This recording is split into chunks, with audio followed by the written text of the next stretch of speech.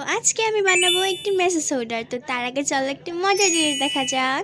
এখন আমরা বানাবো একটি DIY নেল পলিশ। এইটা বানানো খুবই ইজি। তো নেল পলিশ বানানোর জন্য আমাদের লাগবে একটুখানি গ্লু এবং পুরানো যে আইশ্যাডো থাকে না ওইগুলো। এখানে আমি নিয়ে নিছি একটুখানি আটা এবং আমার পছন্দের মতো আইশ্যাডো। তোমরা তোমাদের পছন্দের মতো যে কোনো শেডের আইশ্যাডো নিতে পারো। তুমি যে অনুযায়ী নেল পলিশের কালারটা চাচ্ছ ওই অনুযায়ী একটি কালার নিতে পারো। তো আমার মনে চাইলো যে পিঙ্ক কালারের নেল পলিশটা ট্রাই করি। তো এই তো আমাদের homemade nail polish ready. Wow guys, দেখো নেল পলিশটা জাস্ট কত বেশি সুন্দর হয়েছে কালারটা। কেউ বলতেও পারবে না, মানে বুঝতেও পারবো না যেটা তুমি বাসায় নিজে বানাইছো।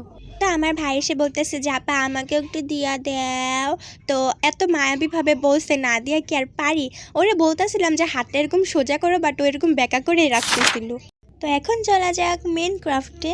তো এখানে হচ্ছে আমি একটি বিয়ে বাড়ির কার্ড নিয়ে নিচ্ছি। এই জন্যই না আমি কোনো কিছু ফেলে দিই না, মনে করি যে এটা দিয়ে কিছু একটা বানাবো, তাই সবকিছু রেখে দিই। তো এই শক্ত কার্ডবোর্ডটা নিয়ে নিলাম। এখন এটার উপর কাপ দিয়ে দাগ দিয়ে নিচ্ছি। তো প্রথমে আমি পেন্সিল দিয়ে দাগ দিতেছিলাম, তখন দেখি এটাতে তো দাগই বসে। তো পরে আবার কলম দিয়ে দাগ নিতে নিচ্ছি, তো দেখি এখানে তো আরো আগে দাগ বসে না। তো ভাবলাম যে মার্কার দিয়ে দাগ দিই। এখন মগ উঠাইয়া দেখি কি যে না, দাগ তো বসছেই। তো মার্কার যেহেতু নিচ্ছি এটা দিয়ে দাগ দিয়ে ফেলি। তো মার্কার দিয়ে যখন দাগ দিতে গেছিলাম তখন দেখি ও মা, এইটাতেও কালি নাই, মানে হইতাছে এটা কি। তো কলম দিয়ে যে দাগ দিতেছিলাম ওইটাই তো ভালো ছিল, তো এই জন্য আবার কলম দিয়ে দাগ দিয়ে দিছিলাম। আবার নিচে বড় মগ দিয়ে দাগ দিতেছিলাম যাতে উপরের থেকে একটু নিচের গোলটা বড় হয়। আমার ভাই তো জ্বালাইতেছিল, আমার অনেক জ্বালাইছে এটা বানানোর সময়। তো দাগ দেওয়া হয়ে গেলে আমার কাছে কেমন জানি বেকা বেকা লাগতেছিল, তাই আবারও দাগ দিয়ে দিচ্ছি। আমার ভাই মাথা ঢুকাই দিতেছে ভিডিওর মধ্যে। Ignore guys, ignore. By the way, এখন যে দাগটা দিচ্ছি আমার কাছে এখন মনে হতেছে যে না, এখন ঠিক আছে। গাইস, এখন হচ্ছে কাটার পালা। আর এটা কাটতে যে আমার এত বেশি কষ্ট হয়েছে বলে বোঝানোর মতো না, মানে কাঠটা অনেক বেশি শক্ত ছিল।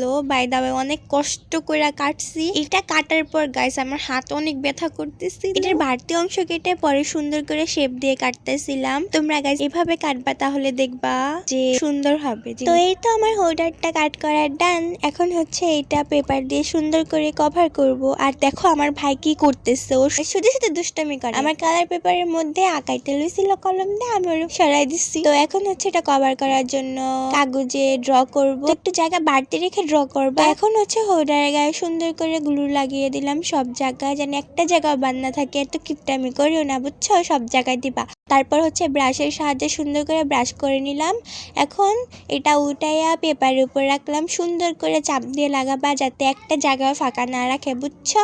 এখন হচ্ছে এটার বাড়তি যে অংশটা ছিল ওইখান দিয়ে কাটবো সুন্দর করে। তো অফলাইনে আমার কাটা হয়ে গেছে। এখন হচ্ছে গ্লু দিয়ে পুরোটা জায়গা হোল্ডারের চারপাশে সুন্দর করে গ্লু দিয়ে দিবা, আর ব্রাশ দিয়ে সুন্দর করে গ্লুগুলো বসায় নিবা। আর বসানো হয়ে গেলে চারপাশে যে কাগজগুলো ছিল ওগুলো সুন্দর করে লাগায় নিবা। হোল্ডারে ফেস আঁকাবো। তো প্রথমে পেন্সিল দিয়ে আঁকায় নিয়েছিলাম, প্রথমে পেন্সিল দিয়ে আঁকিয়ে তারপর কলম দিয়ে আবার এটাকে ফাইনাল টাচ দিব।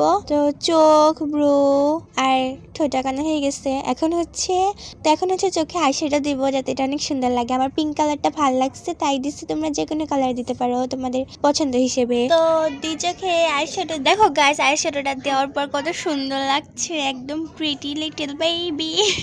বাই দ্য ওয়ে, ওই চোখে দেওয়ার পর আবার এই চোখ আইশ্যাডো দিয়ে নিলাম। তো ওই চোখে একটু গাঢ় আর এখানে হালকা হয়েছে, তাই আবারও একটু গাঢ় করে দিয়ে নিলাম এই চোখে। তো এই চোখে আবার গাঢ় করে দিতে যাই, ওই চোখে হালকা হয়েছে তাই আবার ওই চোখে দিয়ে নিলাম। গরিবের ব্লাশ তো আইশ্যাডো দিয়ে এই চোখে হয়, আবার গালেও দিতে হয়, তাই আর কি কষ্ট। তারপর হচ্ছে লিপস্টিক সিলেক্ট করব, তাই আমি স্টিক না, এটা হচ্ছে লাল কালারের রং নিয়ে নিলাম। তো এখন আমরা এটাকে লিপস্টিকে বলবো।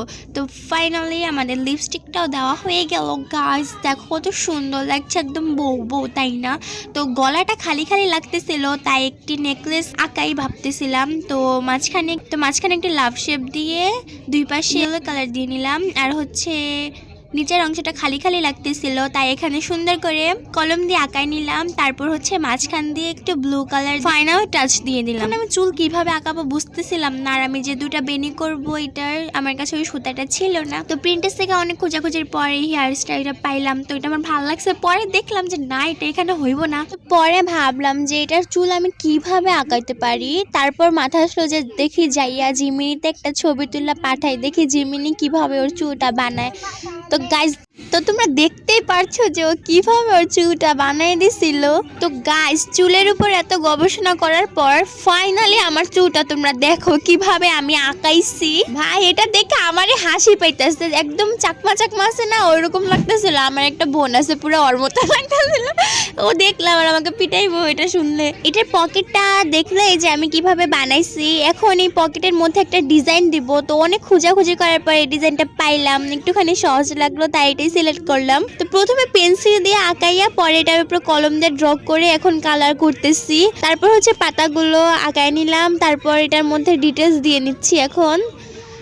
আর দেখো ফাইনালি আমাদের মেসি সোডা ইজ রেডি। এটা হচ্ছে আমার প্র্যাকটিক্যালের জন্য দিছিল। তোমরা চাইলে এমনিতেও বানাতে পারো। যতটুকু সবাই সাবস্ক্রাইব করো, লাইক করো, পাশে থাকো। Bye bye. দাঁড়াও কোথায় যেতেছ? আগে বইলা যাও যে পরবর্তী ভিডিওটি কোন টপিকে হবে। তোমাদের কমেন্টে আশা রইলাম, অবশ্যই কমেন্ট করো। এখন যাইতে পারো। Bye bye.